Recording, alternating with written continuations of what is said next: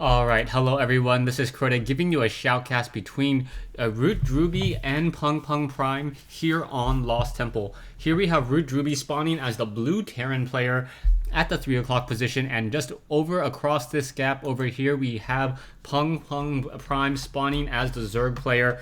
Someone asked me, why do I always use my overlay? Doesn't it just get in the way? You know, now that Blizzard has allowed you to hide the timer, it doesn't really do much for you. I'm like, no, it does. When players borrow accounts for each other, I need to be reminded on who the player is. This is PungPung Prime, not gplays.net. So now we have PungPung Prime spawning as the orange Zerg. We'll be getting up that Overlord, and pretty much standard builds coming in from both players. We do see a high ground supply depot being built over here by Drewbie, and now an Overlord will be able to come in, gain sight, and it was able to spot this one command center, and now that Overlord is trying to fly away, trying to make sure that it does not get within sight range of any of Drewbie's SCVs or within sight range of that command center. SCV now moving out in order to do a quick scanner sweep or a quick check though, and will be able to spot that Overlord right there. And now Root Drewbie does know exactly where PungPung Prime has spawned, so the jig is up. Back over here, we do see that the barracks is currently being placed down. This will be a front door seal now. And now PungPung may decide to move in with this Overlord and at least see what's happening over here. Is he going to try to go for a double racks build, or will there be a refinery? And I don't see a refinery just quite yet. So there are a number of options that Drewbie could be going for. Drewbie could be going for a fast expansion attempt, as we now see PungPung also going for a fast expansion attempt. So now this SCV will be coming into here in just a moment, sees that there is this one hatchery, and now without a second without a second barracks being placed down anytime soon, I'm assuming that we will be seeing, I believe, a command center in just a little bit after that Marine is trained up. After the Marine is trained and after this orbital command is completed, we should be seeing perhaps a command center being placed down here and then lifted off and moved over here. Back in the base of PungPung currently just getting up that spawning pool. No extractor just quite yet. And instead just trying to harvest as many minerals as possible, sitting on 16 drones. And now already transferring some drones over to that low ground. I think that is a little bit too early, as the drone's now coming off the mineral line in order to try to shoo away that one SCV. SCV is deciding to back off there, as the drones are going to start mining up in just a moment, and still nothing coming in from Drewbie. So Drewbie's sitting at almost 400 minerals now, and he still hasn't set up anything. Back over here, we now see the drone now trying to come in. Sorry, the SCV now trying to come in. Drones now trying to surround this one Marine. Marine has taken a little bit of damage from those claws, and the drones, you got to remember, have a faster movement speed than Marines, and this early aggression is not going to work out. So now you finally see the command center coming into play. So Root Drewbie going for a very, very economic game now. You can see him finally putting down those refineries. I believe he could have gotten this command center up a little bit earlier, knowing that PungPung Prime would have been able to fend this off very easily. You now see a spine crawler, a couple of Zerglings now being hatched, 8 of them. So that is going to hurt PungPung's economy just a little bit, but we are seeing a queen being trained up at both locations. Spawn larva able to produce what, 10 units? Oh no, I believe on average about 20 units per minute now. So that is a lot of production capability off of these two hatcheries here, with just one queen and one hatchery at each of them, either the main base and the natural expansion.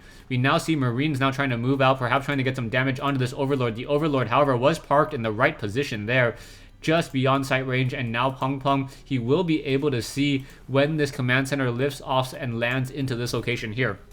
Production-wise, PungPung also just continuing to power drone, and wow, he is getting a very, very strong economy going, sitting on 23 harvesters right now, 22, but he is training up additional drones once again, and now getting up to 27, so his economy should be a little bit higher, especially since he is mining off of more mineral patches. But now that we see a command center being placed down here, the Overlord does spot this command center now being upgraded to an orbital command. Drewbie should be able to catch up very, very easily, especially as these orbital commands are going to be able to drop in a lot of mules. We do see that he is also getting a lot more gas, Drewbie is, compared to PungPung. PungPung now finally going into a Roach Warren, and the Roach Warren may allow for a lot of armored units. Those roaches very, very strong against countering both Marines and Hellions. And if he does a swap here, that is going to be the wrong play. PungPung now trying to come in with this one Overlord, but the Overlord running in the wrong direction, doesn't see the factory with that one reactor, and that is going to be a problem there. So you can see he only still sees a barracks here. He doesn't see that there is a reactor already in position, and now with double Hellions coming out, he really needs to start getting a lot of roaches. Also, the Infernal Pre-Igniter research now coming online, so we should be getting about 4 Hellions, 4 to 6 Hellions by the time that Igniter research is completed, and a lot of damage will be had across those Hellions. You can see Hellions being trained up at 2 factories, another group of Hellions now being trained up as well, and that Pre-Igniter research should complete by the time that those Hellions get across the map. Back over here, Zerg is now trying to take down these rocks in order to take up a 3rd expansion, and now this one SCV gonna try to simply walk into this base. It will get impaled by the Impaler Tentacle. There we go. And now the Zergling out doing some more scouting. Marine's gonna activate this Xel'Naga Watchtower. Very nice play by Drewbie. Drewbie making sure to clear out this one Xel'Naga Watchtower before he does any movement with these Hellions.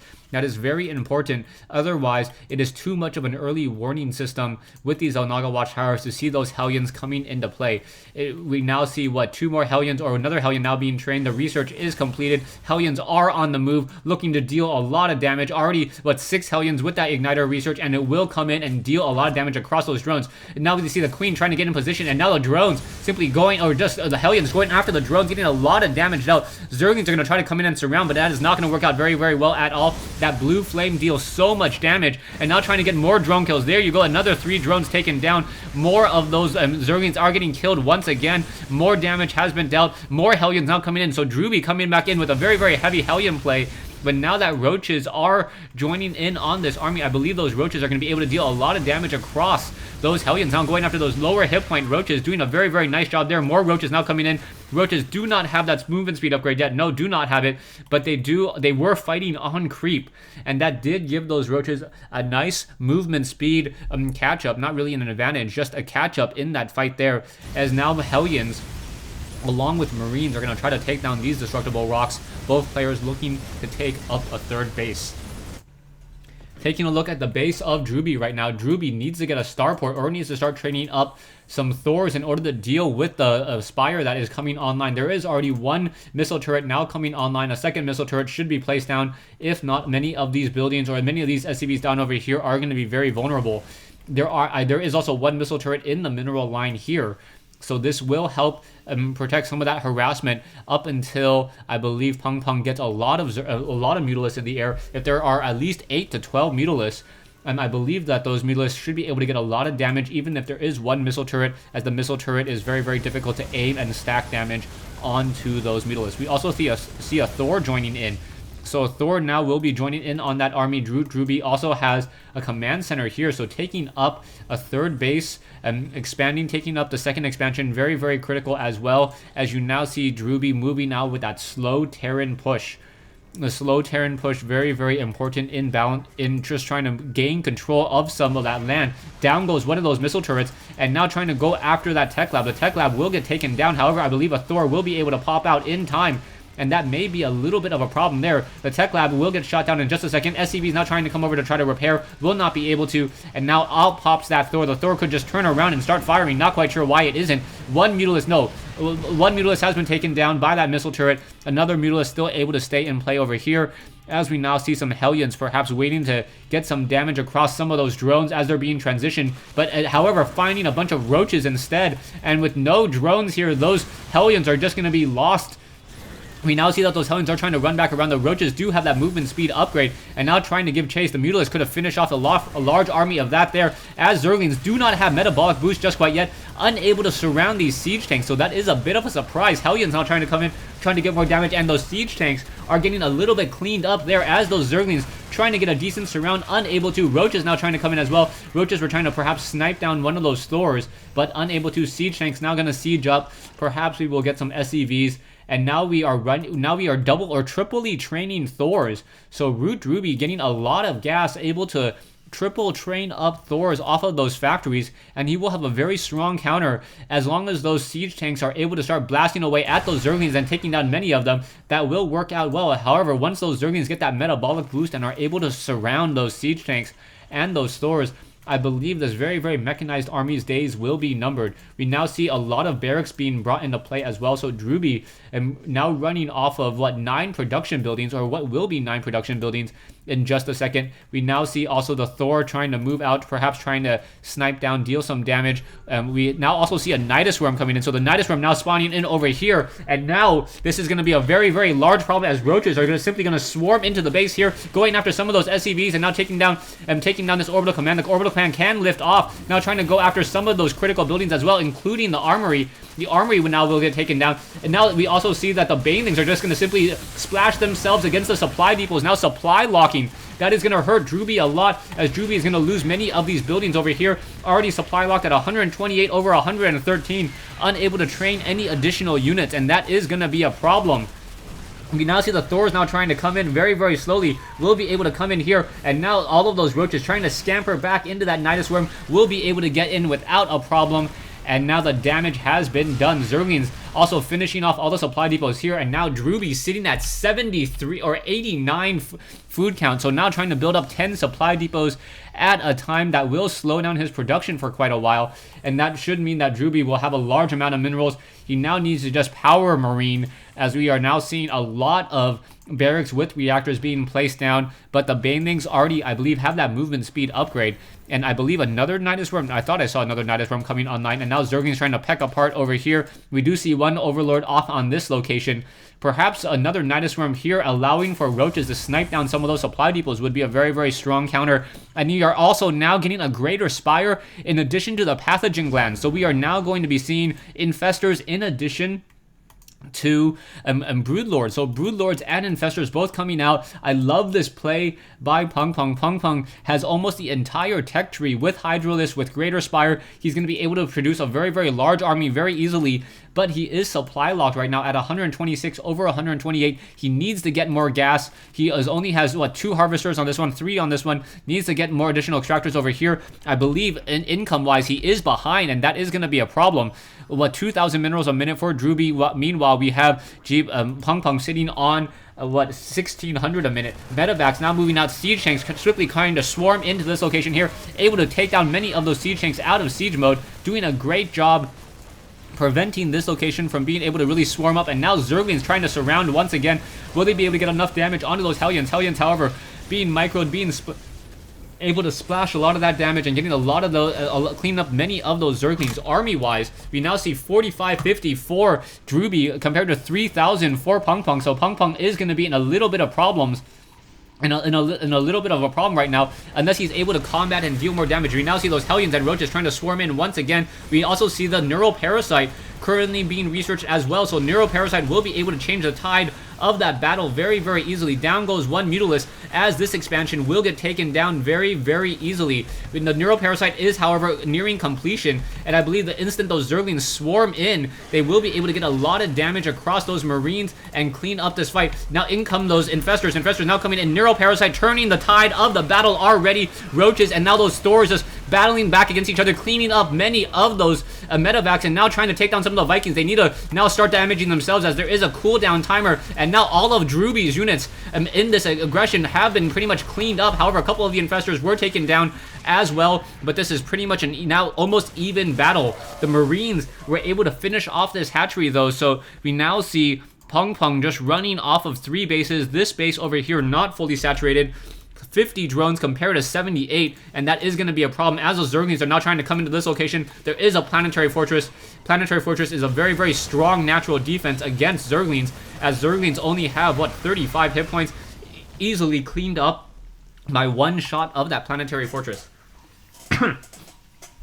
As this game continues, not sure who has the advantage so far. Infestor is still sitting over here, and now in comes a drop of Marines. Marines are going to simply stim into this location, getting them as much damage as possible. The Queen will get taken down. The Marines are upgraded 1-0, so they do have more damage per attack. The Greater Spire is up, but there are no Broodlords. So now just trying to take down this one medevac. The medevac now giving chase, and now in come those Zerglings. Zerglings, however, unable to get a decent surround here, as those Marines are just using that stim pack very, very sparingly, able to just get a lot of damage. And now back over here, we now see Marines sniping down the extractor over here. And now we also see Vikings coming in, cleaning up many of the Overlords. So Drewbie, with such a large standing army, just able to and simply roll over and attack move everywhere that PungPung isn't. PungPung does have the Greater Spire down. He does have the option for a lot of different units, but he simply doesn't have the economy to really macro that up. He has Corruptors, but I don't really know what the Corruptors are there for at this time,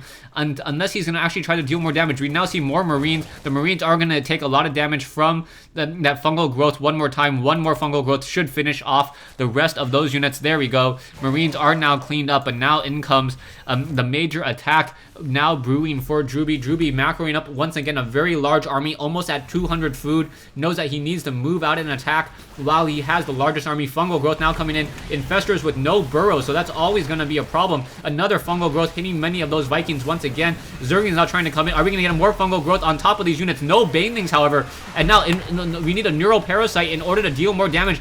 All of those Marines may get... No, not going to get taken down as the damage wasn't enough. And without any banelings to finish this off, that is going to be a problem.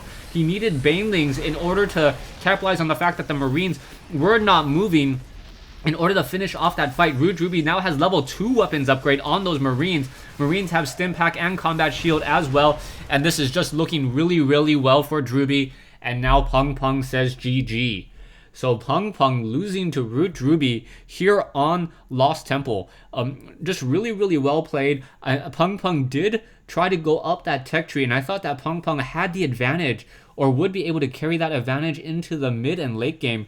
But Drewbie, capitalizing on his army size, was able to just cripple the economy of PungPung enough so that even though that both sides were constantly exchanging armies, Drewbie was able to replenish it and rebuild it much more quickly. Thanks for watching. Thanks for listening. I hope you guys enjoyed this 1v1 replay between Drewbie and PungPung Prime. Wow, here on Lost Temple.